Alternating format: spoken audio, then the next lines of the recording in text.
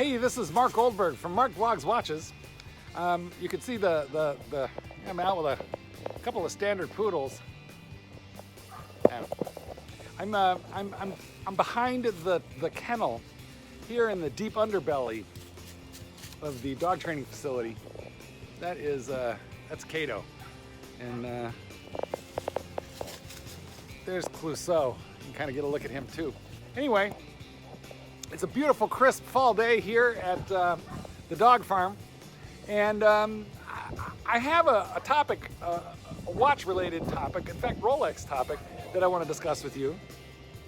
But before we go there, let's get the quick fist watch check out of the way, and here she is.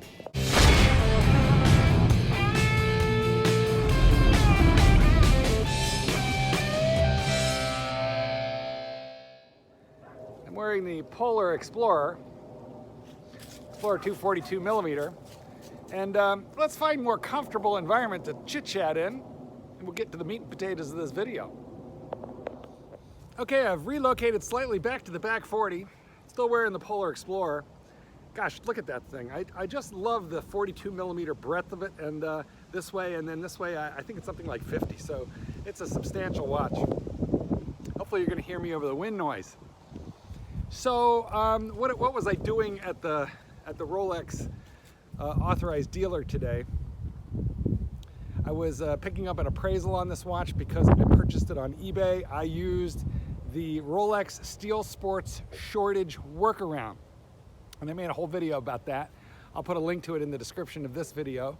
And so what I did was I purchased this watch because it's almost unavailable, very hard to get at the authorized dealer today. I purchased it on eBay. It looked correct, it looked good. In fact, it still has the factory sticker on the case back. But you know, naturally I wanted it. It came without box and papers, and I got like a crazy good deal. $6,200 in case you were wondering.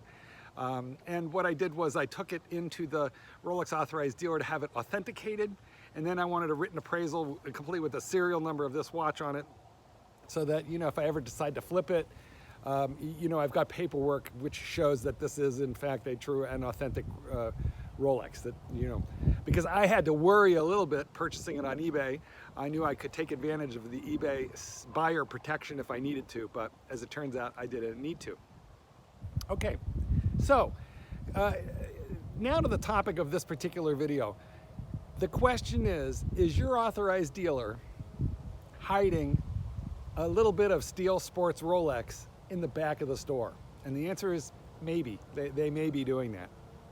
So the answer, the question would be, why would they do that? If they have a Daytona, or if they have a steel sub, why would they put it in the back instead of putting it in the case, when really all they seem to have in the case these days is a bunch of you know, date justs and that type of watch? And it's a very simple answer. The authorized dealer does not want someone coming in to just buy a Rolex who doesn't know what Rolex they want, kind of looking over all the cases, looking over all the prices and going, you know what, this one looks good, I'll have that one, and pointing to the one no-date steel Submariner that they have gotten in like the last 4 months. You know, the guy who comes in and goes, you know, I've had a great month at work, I got a bonus, I want to buy a Rolex. They want that guy looking through the case and saying, oh look, I don't know what it is, but it's pretty. And it turns out to be, you know, a 41 millimeter date just on a two-tone on a Jubilee bracelet, and that's the watch he takes. They would really rather that he buy that watch rather than that one ceramic Daytona that they got in that, you know, they didn't even bother to take a wait list on. So if you go into the Rolex dealer and you see, you know, it's filled with date justs and stuff that, you know, the occasional Yachtmaster, stuff that you're not interested in, you know, before leaving, you might ask, hey, do you happen to have? And you know, name the object of your desire. It's possible it's sitting in the back. Now, if you're going to like a Class A Rolex authorized dealer, let's say a really big one in a mall, that's just a huge distributor of Rolex, I think your chances are not as good, because those guys are going to be maintaining and running a wait list. All they'll have to do is pull out their book and, you know, call names 1 through 5, and the first guy who gets there with 10 grand, you know, in his pocket is going to get that watch.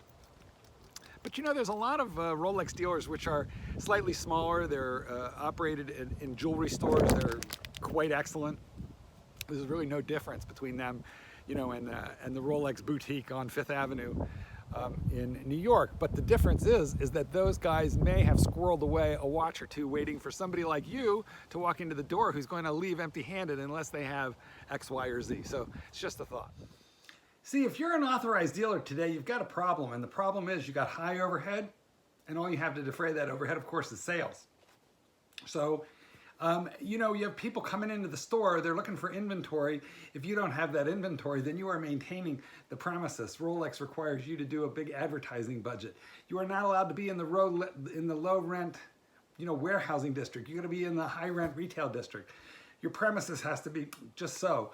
If you ever walk into a Rolex dealer and you notice that the cases and the display stuff is all like, you know, amazing, well, that's because they're required to buy certain things from certain sources and, you know, and keep it really nice. So the overhead on being a Rolex authorized dealer is extremely high.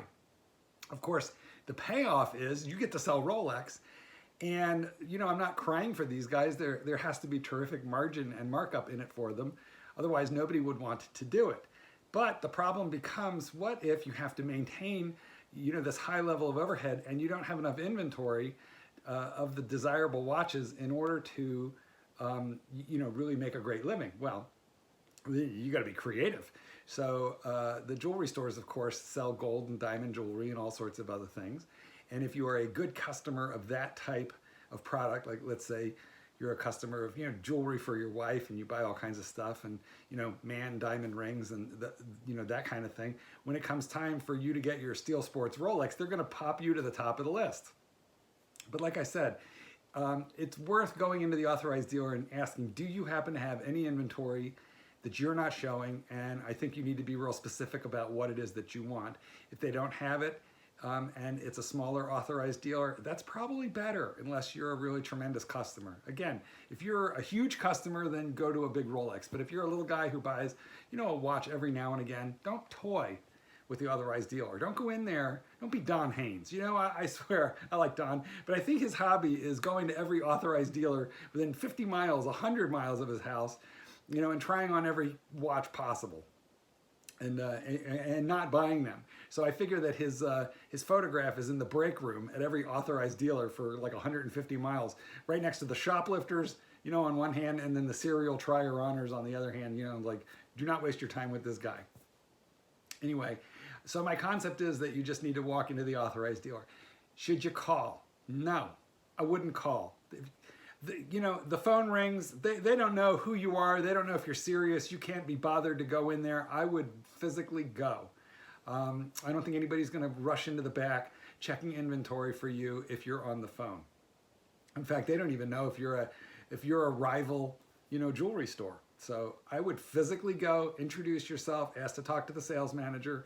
Oh, and that's another thing. I'm not sure you wanna talk to just any salesperson on the floor. I think you wanna talk to the store manager, or at least the manager of watch sales. And because those are the people who are going to A, know if there's inventory in the back, and B, who they feel comfortable releasing it to. Because if you're just a junior salesperson and you know, you've only been with the store a few months, you might not even know that your manager has a couple of Rollies stashed in the safe. Or if you do, you might be afraid to pull them out because you don't know if you're authorized to do that. So it's much easier to say, we don't have it, but would you like to look at all these lovely date justs, or perhaps this awful Air King, you know, that we still have, you know, here in the case. So a quick review of my point here, because I've kind of been, you know, rambling and been a little bit all over the place. Is it definite that your authorized dealer has Steel Sports Rolex hidden in the back? No, it is not. Is it possible? It's extremely possible. And could that change? That could change on, I would say, 4 times a year. That could change. So if you want to go in, take my advice, go in, drop in, talk to the sales manager. I might do that, you know, 3-4 times a year if I were you. At which point they're going to start getting the idea that you're serious. Here's what it comes down to. Let's say that you want a ceramic Submariner with date. Okay, it's a popular watch, but they're not going to be getting too many of those per year. They don't want to put it in the case because somebody is going to wander into the case and say, oh, look, just, you know, I don't know anything about Rolex, but like that looks nice, I'll have that. And if that hadn't been there, that particular guy would have wandered a little further to the right, found the Datejusts and picked out that one. Or he would have taken that Air King that, you know, I was referring to a moment ago. So there is the Rolex customer who just wants a Rolex, doesn't really know these models, doesn't care too much, just wants a Rolex.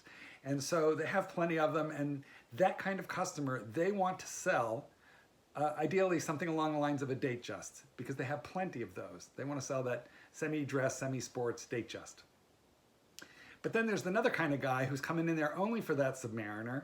He's not going to buy anything unless they have that Submariner, and they would really rather sell to that guy. And they would particularly rather sell to that particular guy if he's local or he's coming back to the store for other things, gold, diamonds, additional steel sports Rolex in the future. So I guess what I'm saying here is, rather than trying to trick the customer, what the authorized dealer is doing is just trying to exercise some good business practices so that they can maximize the Rolex sales for their store.